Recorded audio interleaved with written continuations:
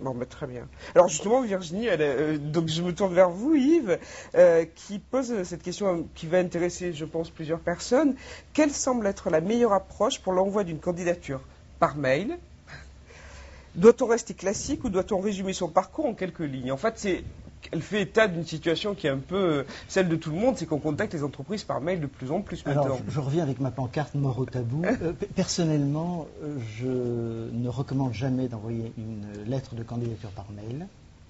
Alors c'est parfois demandé. Alors oui, les entreprises le demandent. Vous savez ce qui est demandé. Si c'est une candidature spontanée, ça n'est pas demandé. Ah, c'est pas d'accord. Si c'est une candidature spontanée. Je pense une candidature. Bon. Alors, si ça n'est pas une candidature spontanée et qu'on vous demande de l'adresser par mail, adressez-la par mail. Ça ne vous empêche pas de faire une jolie lettre. Donc comme elle dit, comme dit Virginie, restez classique. Bien tournée, bien écrite.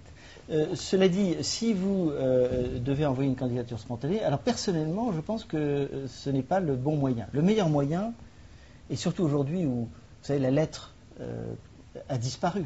Bon, la Poste vient de lancer une nouvelle lettre qu'on peut envoyer, recevoir, etc. Mais enfin, grosso modo, on ne reçoit plus de lettres dans les entreprises. Et donc, je pense que l'idée d'utiliser la lettre papier comme autrefois, portant votre message, c'est pas mal, c'est pas à faire comme tout le monde. Vous savez, je pense que vous aurez un écho tout à fait favorable, parce que quand on reçoit une lettre, on se dit, ah tiens, ça fait longtemps que j'ai pas reçu de lettre, c'est quoi cette lettre, donc on va l'ouvrir. Je vais vous dire, ça a un impact très très positif. Donc moi je recommande plutôt d'écrire une lettre, pas manuscrite, hein, c'est une lettre qui sera tapée à la machine, voilà. Mais envoyer à quelqu'un nommément. C'est important ce que vous dites sur le fait qu'on peut envoyer une lettre tapée à la machine, sur l'ordinateur. Parce que pendant longtemps, vous savez, il y a eu cette règle qui disait écrivez-la pour. Non, maintenant tout le monde est d'accord sur une lettre tapée produite sur ordinateur. L'origine de la lettre manuscrite, c'est une question historique.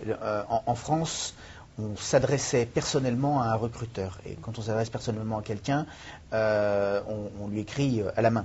Alors que dans le management anglo-saxon, c'était une lettre de business. Et c'est pour ça qu'on la tapait. Et aujourd'hui, où effectivement l'ordinateur a révolutionné le traitement de texte, plus personne n'attend une lettre manuscrite. D'accord. Donc de toute façon, on peut se permettre.